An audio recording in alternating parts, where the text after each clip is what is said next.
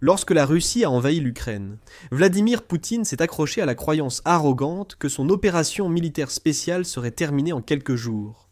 Ce ne fut pas le cas. Vladimir Poutine pensait que la taille de l'armée russe suffirait, mais ce ne fut pas le cas. Vladimir Poutine dépend désormais fortement de partenaires étrangers pour la main-d'œuvre, les investissements, etc. La Russie a une grosse dette envers ses partenaires, et elle la paie d'une manière à laquelle Vladimir Poutine ne s'attendait pas. L'extrême-orient russe tombe entre les mains de Xi Jinping et Kim Jong-un, et Vladimir Poutine ne peut rien faire pour l'empêcher. C'est du moins ce qu'affirme le service de renseignement extérieur de l'Ukraine, qui, le 16 octobre, a publié un article expliquant comment la Chine et la Corée du Nord transforment peu à peu l'extrême-orient russe en zone sous contrôle économique étranger. Cet article affirme que Vladimir Poutine est devenu tellement désespéré de poursuivre sa guerre en Ukraine qu'il est obligé d'aller trop loin, pour rembourser les rares alliés ayant soutenu directement la Russie. Vladimir Poutine dépense de l'argent que la Russie ne peut plus se permettre pour financer ce que la Chine et la Corée du Nord font pour elle. Non. Vladimir Poutine rembourserait plutôt ses alliés de temps de guerre avec le territoire russe. Selon le service de renseignement extérieur, faute de ressources pour développer la plus grande région du pays, le district fédéral d'Extrême-Orient, Moscou privilégie une expansion extérieure. Vladimir Poutine explique à ses alliés que la Russie a besoin de leur aide pour développer ces régions. Le problème que Vladimir Poutine semble ignorer est qu'encourager cette aide fait perdre à la Russie le contrôle de vastes parties de son territoire. Commençons par la Chine. Un simple coup d'œil aux investissements chinois dans l'extrême-orient russe suffit à voir comment la Chine enfonce ses tentacules dans cette vaste région russe. Le renseignement extérieur ukrainien indique que les investissements chinois en extrême-orient russe pourraient atteindre 1 billion de roubles fin 2025. Cela représente 126 milliards de dollars, soit tout l'argent que la Chine utilise pour gagner en influence. La Russie croit faire une bonne affaire, mais la Chine n'investit pas par simple bonté. La Chine utilise sa puissance financière pour accroître son influence géopolitique mondiale. L'initiative La Ceinture et la Route, ou Belt and Road Initiative, en est un parfait exemple. Et cela montre aussi à quel point la Chine peut être néfaste, avec ses investissements apparemment bienveillants. Selon The Guardian en mai, la Chine devrait toucher 22 milliards de dollars de remboursement de prêts des 75 pays les plus pauvres, grâce à son programme Belt and Road Initiative. La Chine investit dans ces pays, leur offrant des infrastructures inaccessibles autrement. Cet investissement doit être remboursé, c'est tout. La Chine maintient ces pays pauvres sous son contrôle aussi longtemps qu'elle le veut. Ensuite, soit il rembourse, soit la Chine exerce un contrôle encore plus grand sur ces nations. C'est une stratégie d'usurier digne de la mafia. Mais elle fonctionne, et la Chine semble semer les graines de cette stratégie dans l'extrême-orient russe. Mais il y a un piège. L'action de la Chine en extrême-orient russe ne suit pas le schéma habituel de la Belt and Road Initiative. L'investissement est là. Mais les projets d'infrastructures qui suivent habituellement sont introuvables.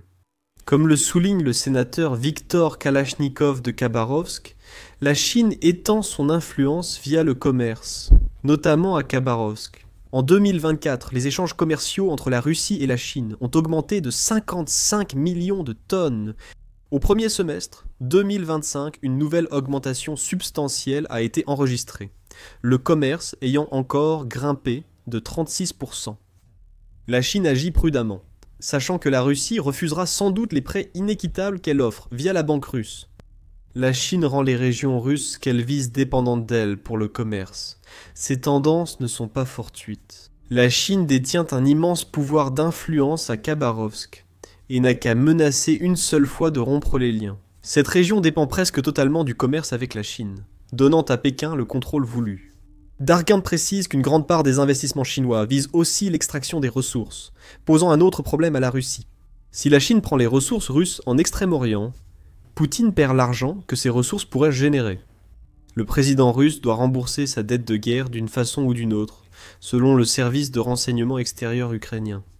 Mais l'influence économique n'est pas le seul moyen par lequel la Chine transfère subtilement le contrôle de l'extrême-orient russe hors des mains de Poutine. Dans un pays de plus de 1,4 milliard d'habitants, les gens sont une marchandise. La Chine exploite efficacement cette ressource contre la Russie. Alors qu'elle applique peu à peu ce que le renseignement ukrainien qualifie de changement démographique dans l'extrême-orient russe. Le rapport indique que la Chine a envoyé jusqu'à 2 millions de citoyens vivre et travailler entre les monts Oural et Vladivostok.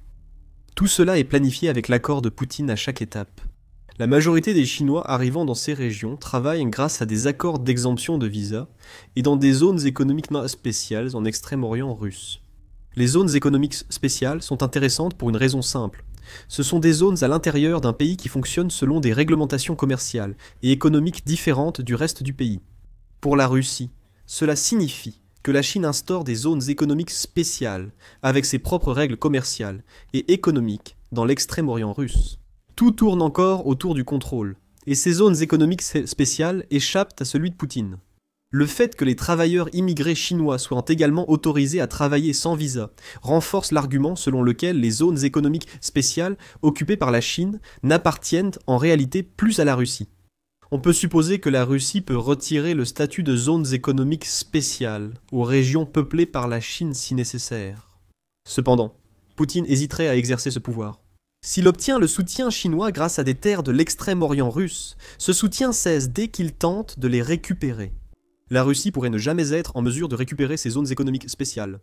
Et si elle essaie, elle devra relever la tâche délicate d'expulser environ 2 millions de ressortissants chinois de son territoire sans provoquer la colère du président Xi.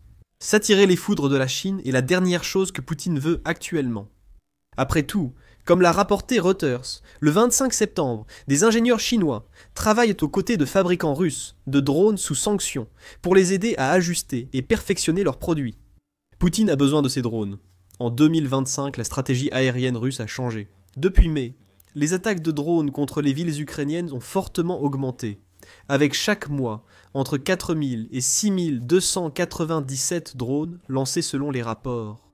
Selon l'Institut pour la science et la sécurité internationale, aucun mois en 2025 n'a vu la Russie lancer moins de 2000 drones contre l'Ukraine. La Russie fabriquerait ces drones avec l'aide de la Chine, offrant à Xi un levier supplémentaire sur Poutine. Tenter de stopper l'expansion démographique et économique de la Chine en Extrême-Orient, et ses ingénieurs en drones partiront sûrement. On voit comment la Chine conquiert peu à peu des territoires en Extrême-Orient. Mais qu'en est-il de la Corée du Nord ? Pour le service de renseignement extérieur ukrainien, la Russie commet une grave erreur en accueillant de nombreux travailleurs nord-coréens dans son Extrême-Orient. Le service indique qu'environ 15 000 Nord-Coréens sont arrivés dans la région l'an dernier. Officieusement, le nombre pourrait atteindre 50 000. La British Broadcasting Corporation évoque aussi 50 000 travailleurs nord-coréens en Russie dans un article d'août, signalant qu'ils travaillent dans des conditions proches de l'esclavage. Le média a interviewé 6 travailleurs qui avaient réussi à échapper à ces conditions, dont un travailleur nommé Shan, qui a décrit des conditions vraiment horribles. Des personnes quittaient leur poste pour dormir ou s'endormaient debout, mais les superviseurs les trouvaient et les frappaient. « C'était comme si nous mourions », a dit Chan à la British Broadcasting Corporation. Les travailleurs restent souvent tard sans lumière ni équipement de sécurité.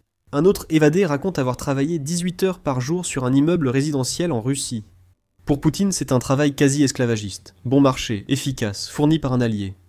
Pour la Corée du Nord, c'est l'occasion de renforcer son influence en Extrême-Orient russe. Bien sûr, la Corée du Nord n'est pas aussi capable que la Chine lorsqu'il s'agit d'exercer une emprise économique sur le territoire russe. La Russie ayant besoin de main-d'œuvre pour l'Extrême-Orient, la Corée du Nord imite la Chine en envoyant ses citoyens pour gagner de l'influence sur Poutine. La Corée du Nord tire déjà beaucoup de profit de cet arrangement. Notez que nous avons dit la Corée du Nord et non les travailleurs nord-coréens. Ces travailleurs reçoivent les salaires minimaux possibles. Kim Jong-un toucherait 500 millions de dollars par an de la Russie, d'après le renseignement ukrainien.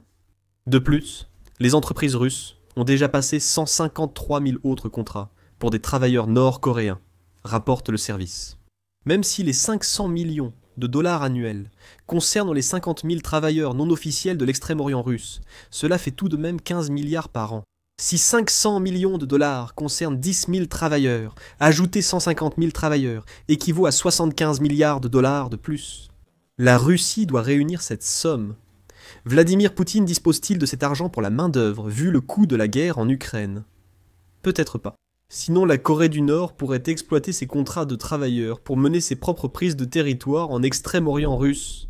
La Russie semble ne pas se rendre compte de ce qui se passe ici, du moins officiellement. En juillet, le Korea Jungang Daily a rapporté que les législateurs russes jugent les nouveaux travailleurs nord-coréens plus fiables que la main-d'œuvre migrante en Russie. Ils travaillent sous surveillance constante, et risquent d'être punis s'ils ne supportent pas des journées de 18 heures. Si ces travailleurs sont plus fiables, la Russie dépendra encore plus d'eux. 153 000 nouveaux contrats prennent tout leur sens ici. Vladimir Poutine ne voit pas, ou ignore, l'impact futur sur l'extrême-orient russe. La Russie prend ici un risque immense. Comme le note Dargan, la Chine et la Corée du Nord accroissent leur influence de diverses façons, alliant puissance financière et force du nombre. La Chine accroît son influence dans l'extrême-orient russe en créant une dépendance économique. La Corée du Nord crée une nouvelle dépendance liée à sa main-d'œuvre bon marché. Les deux pays pourraient entrer en conflit en raison de leurs ambitions territoriales concurrentes, selon Dargan. Même ainsi, la Russie restera un médiateur inefficace dans les conflits sur des territoires qu'elle devrait contrôler. Tout cela représente un problème majeur pour la Russie. Selon le service de renseignement extérieur ukrainien, le Kremlin pourrait perdre 40% de son territoire, soit 7 millions de km² et 79 millions d'habitants. Le service conclut que l'Extrême-Orient devient une zone de stratégie étrangère. C'est un grand risque territorial pour maintenir le soutien à la guerre en Ukraine, ce qui pourrait exposer Vladimir Poutine à une grande ironie. Étendre la Russie vers l'ouest pourrait amener la Russie à perdre bien plus à l'est. Loin d'une ère d'expansion, la Russie pourrait entrer dans une ère de contraction.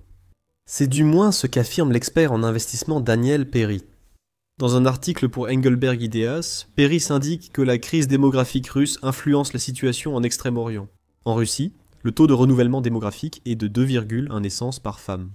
Le taux de fécondité est de 1,4 selon Perry.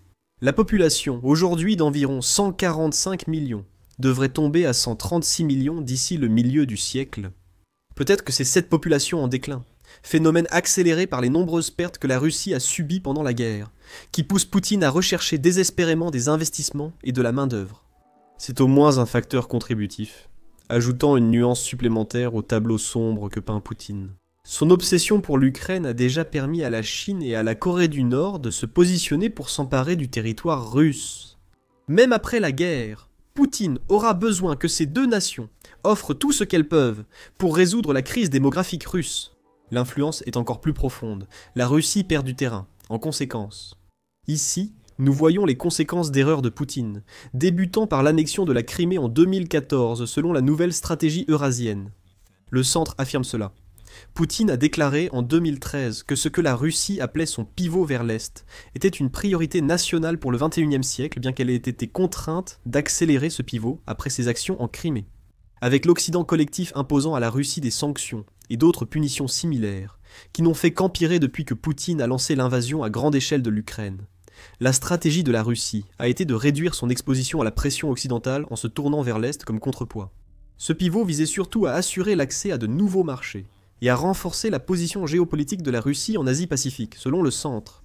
Mais en réalité, ce pivot a simplement conduit la Russie à remplacer sa dépendance économique envers l'Occident par une dépendance économique envers des pays comme la Chine et l'Inde. Ces pays, autrefois partenaires de la Russie, ont tiré parti de son affaiblissement depuis l'invasion de l'Ukraine. On le voit dans les ventes de pétrole de la Russie. Frappée par des plafonds de prix et des sanctions, la Russie s'est tournée vers la Chine et l'Inde pour vendre son pétrole. Les deux ont profité de remises importantes.